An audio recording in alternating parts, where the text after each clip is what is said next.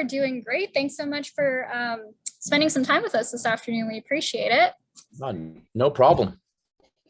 All right. Well, we will get straight into questions for you, and we will start with Dustin Long. Go ahead, Dustin. Hey, AJ, I'm curious, with the new car, it's with the composite body for the Cup Series, and obviously that's experience you have in the Xfinity Series. And I'm curious, how might that change the racing that we'll see in Cup in terms of what they'll do on a road course, and particularly with the short tracks coming up? Yeah, Dustin. I mean, I think it's not so much about the body on the road courses. It's the brakes, much bigger brakes. That was the thing that really stood out to me at the Roval test, was just how much later we could be on the brakes, and with the sequential box, you don't wheel hop that easy. So, that's another reason you can brake later. So, that is the biggest difference. The cars are a little bit more nimble as well, so you can kind of throw them around, and, lap times were a ton quicker at the Roval, it seemed like. So, speeds will be up. I think physicality of the race car will be up even more. And, I think that in a way could make passing a little easier, could make it a little harder, because, we're all that much deeper on the brakes. So it'll be interesting to see. COTA is going to be one of those races that it's going to, if the weather looks like it the way it is, it's going to be so hard to judge off of last year just because of how wet the race is. But yeah, I think that's going to be the biggest difference on that. The short tracks, remain to be seen. It's looked like so far these races where if you do kind of get in the wall, the car takes it in one way on the body side of it, but with the suspension, I think they're a little bit more sensitive. So you can't just kind of beat and bang off each other and know it's going to be okay, because it seems like it's a lot easier to have contact and do some suspension damage. So, I think we'll kind of see how that plays out. But definitely with COTA, braking is going to be the biggest difference to me than what it was last year. And also for this weekend, looking at the forecast, as you alluded to, certainly going to be a lot warmer, mid-80s. So this will be the first hot race of the season for you guys. I know that often can be a challenge, just that first race. What might that be like, and how much of a test will that be of this car? Obviously, there were the heating issues in the cockpit earlier that certainly changes have been made, but what kind of a challenge will this weekend be for you guys just to kind of stay cool? Yeah, I mean, I've only been able to, with the Coliseum, but really do one full Cup race so far at Phoenix. It wasn't overly warm. It wasn't, really cool at that race. So I felt like the cooling was a lot better than the test at the Roval. I just remember running 3 or 4 laps and thinking, wow, this is really hot. And on that day at the Roval, it was real overcast. It was kind of cool. So I thought to myself, like, this is going to be tough during the summer. But, that first race that's warm is always a challenge to the drivers. It being on a road course with all the brake heat and motor heat and things like that makes it a little bit more extreme. So, I think everybody's probably noticing that and seeing the weather and probably trying to hydrate as much as possible to get ready for the race. Thank you, AJ. Next question will come from Bob Pockers. Go ahead, Bob. Yeah, AJ, the last 11 Cup races have been won by drivers under 30. And a lot of those guys you've raced in the Xfinity Series as well. And I'm kind of curious, do you see, and granted, this goes back to the end of last year, so it's not just the new car, but do you see anything that young drivers are doing or do that may lend themselves to have more success in this new car? I mean, that's a tough question, Bob. I'm not really sure. I think it more shows that, the talent that is coming into NASCAR, from a young age, the opportunities, I think, these drivers, a lot of them get in right away, whether it's talent, sponsorship, both. And it allows them to develop a lot faster. And then you get in the Cup Series and they're able to stick with those organizations that they come through Xfinity or more importantly, get into a really good Cup ride. And it just shows that, they got talent, and that's great for the sport to have such a pool of talent coming in, whether it's through trucks and Xfinity and into Cup or, I mean, you see guys like Christopher Bell, Kyle Larson that come from the dirt side of it. They're just so good in anything that they get in. So, yeah, I mean, that's what makes it fun, especially in the Cup side of it. But even on the Xfinity side of it now, I mean, the when you show up and strap in, you know, on the Xfinity side of it, just to be at your best, you know, to run top 10, let alone go out and win a race. On the Cup side of it, it looks like it's 20 to 25 deep at least. So it's a lot of fun as a driver to show up and know, you know, that you have to be at your best just to run inside or even be somewhat competitive. And does having won the Brickyard last year make thought of winning on Sunday anymore? I don't say believable, but like, I mean, you guys go into this race now Sunday with more confidence because of what you were able to do at the Brickyard last year? No, I wouldn't say it gives us more confidence, Bob. I mean, it's a complete different year, different race car, right? I feel like what College Racing has done so far in the Cup side of it, they've shown, you know, we've had decent amount of speed at these racetracks. So, you know, I felt like the Roval test, although a long time ago, it seems like back in October, and these cars have developed a lot from that, but we had a good amount of speed the first day there. So, you know, I think that's where the confidence comes from, but it's try to have the same mentality, right? I mean, it's on the Cup side of it, you know, to go out there and try to run inside the top 10 all day. And if that gives us an opportunity to win the race, then that's great, but try to make the best of it. And you really kind of change your expectations, I think, based off of practice and qualifying. If you feel like you got speed to go out and win the race, then you go try to do it. And if not, you know, that's something that you just try to make the best of the day. And I think with the win at Indy, it in a way, in a strange way, kind of takes a little pressure off because we've won in the Cup Series. We've won one of the, you know, at one of the best places in the world that you could win at. So for me, at least mentally, it takes a little pressure off because we've done that. And you know, it's just a bonus from here on out. But, you know, I always have confidence at these racetracks and feel like if we're at our best, we can go contend with the best teams out there. Next question will come from Zach Sterniolo. Go ahead, Zach. Hey, AJ. I'm curious, what sort of opportunity do you feel like this car provides you specifically on the road courses?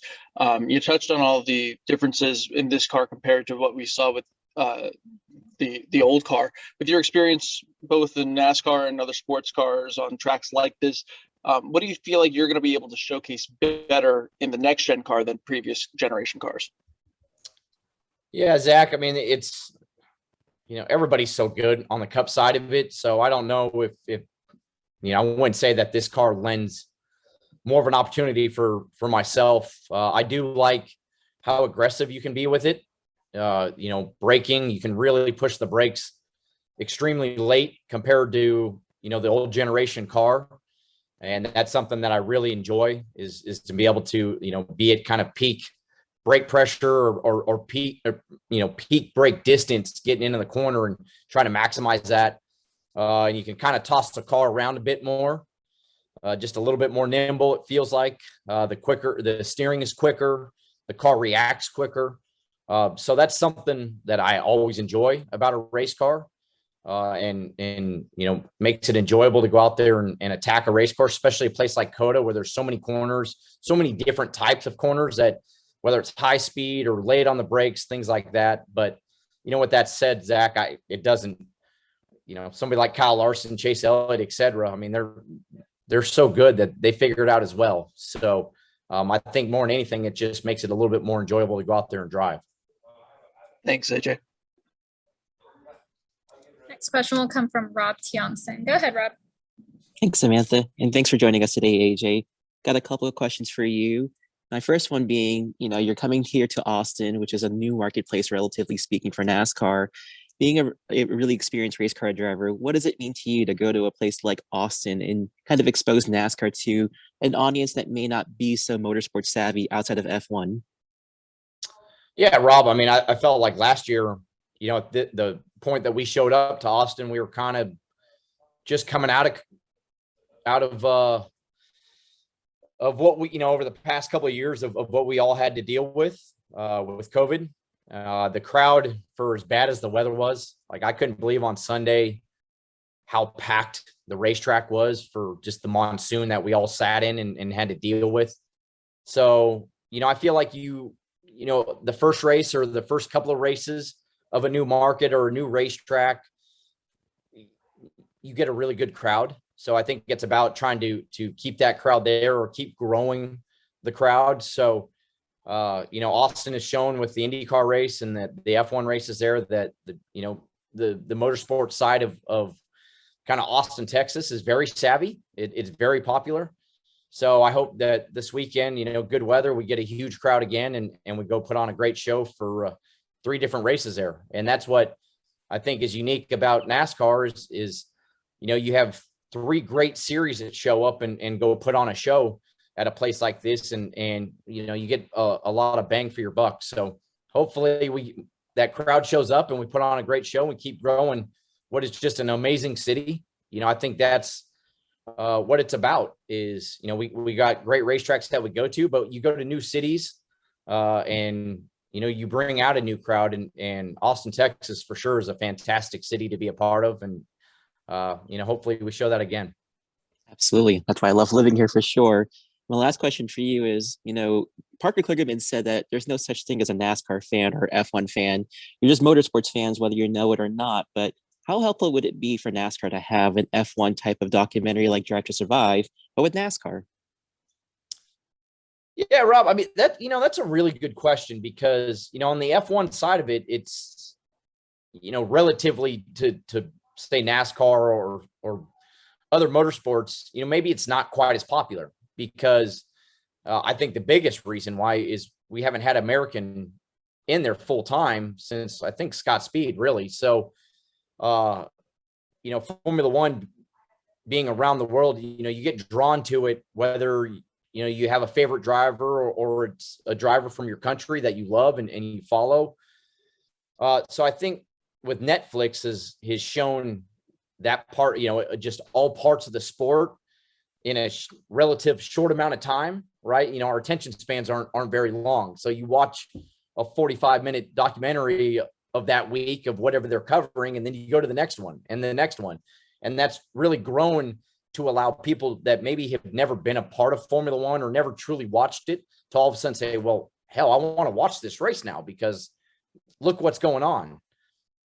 Here in the US, would it be as popular for NASCAR? I don't know. Maybe it might be, but I think it's a little bit different just because NASCAR is more implemented here in the US than say around the world like a Formula One. But, I look at it, anything you can do, the Bubba Wallace documentary, I think is going to help bring some fans to the sport. So anything you can do to get NASCAR mainstream is only going to help grow the sport. By how much, we don't know, but it's only going to help all the people, the sponsors, the sport itself. Thank you, AJ. Best of luck and see you in Austin. Thank you, Rob. Next question will come from Mitchell Brewer. Go ahead, Mitchell. AJ, I know it's still early in the season, but as someone that's been with college racing for a little bit of time now, I was just wondering how you feel the team has handled their major expansion cup so far. Yeah, Mitchell, I mean, it's been a challenge for sure. All the men and women here at college racing, it's the amount of hours that they've had to put in, and I'm sure every organization is like that to a certain extent with this new car. And the biggest challenge is really just there's not a lot of parts for these cars. There's not a lot of it's hard to get parts for the Xfinity cars right now as well. So I think as an organization, I mean, we've done it at one of the most difficult times with this new car and with everything that we face right now, just to try to get the cars built every week. I know the cup side of it, they're going to load the cars probably at 3 a.m. tomorrow morning to get ready. So it's been tough. And, all we can do is, especially on us as drivers, is try to show our appreciation for what all the men and women are doing right now, because they're putting in so many hours that it's in a way unfair, but it's what has to be done just to get these cars ready to go. So with that said, I think we've done a great job to put on 2 new cup cars, to bring in all the people I'm sitting in our brand new race shop right now that just got done at the beginning of the season. So moving shops and trying to see how that coordinates between the Xfinity side of it and the Cup side of it. We're doing the best that we can. And I think the results have been pretty decent. Jay is definitely moving up through each race. You can see the improvement with him and Trent. The 16 side of it, I mean, Daniel has been really good at the races he's been in at Phoenix. We got a top 20. We managed out of what we could out of it. So with all of that said, I think on the Xfinity and the Cup side of it, we're doing a really good job. Thank you. Next, we'll go to Ashley McCubbin. Go ahead, Ashley. Hey, Jay, thanks for your time today. What stands out with COTA compared to other road courses that NASCAR goes to? Yeah, Ashley, I think it's the length of the lap. First of all, it's very long. It's unique in the sense of, so you take like a Sonoma, right? That is pretty low speed corners all the way around the racetrack. You even take Road America, and the length is probably longer than COTA. The lap times are probably a little bit quicker, which means that racetrack's more high speed. A lot of the corners are mid-speed corners to high-speed corners. COTA is probably unique in the sense of just the flow of the racetrack. Very high speed in certain sections, long straightaways, but into very tight brake zones. The S's, you kind of flow a lot of speed through them. So that is what is probably different than every other racetrack that we go to. Is those road courses are kind of just one type of racetrack. They're either pretty high speed, low speed. COTA's got a little bit of everything there. And, I felt like on the Xfinity race, because that was the dry race that I ran in, passing was more difficult than I expected. So track position's even more critical there than I would say at other racetracks. But yeah, I mean, that's probably what was most different out of that racetrack compared to the other ones that we go to. And each week this year, you've had a top 10 finish despite the variety of tracks. How much does that help your confidence in being this early in the season? Well, I feel like on the Xfinity side of it, this was a race that we learned a lot. We finished second, which was a great run, but we got our butts kicked by Kyle Busch that day. And it really made us go back to the drawing board with our road course setups and say, okay, we need to do something different, because Kyle got in and it wasn't even close, really. We could match him on lap times early in the run, but by the end of the run, he was gone. So felt like this race last year really propelled our road course program on the Xfinity side, made us make a lot of changes. So I'm really excited to go back to it just to see if it works there. And on the Cup side of it, I just love road course racing. I'm looking forward to the challenge of this new car at a road course for all the reasons that I've talked about. So even though we finished fifth there in the wet, that does nothing to translate to the new car, but I just love road course racing. And I think this car especially is going to be a lot of fun on the road courses. So can't wait to go attack it. Thank you. Thank you. Well, AJ, that looks to be all the questions we have for you today. Thank you again for jumping on and spending some time with us, and good luck this weekend at COTA. I appreciate it. Thank you, everybody, for everything that you do.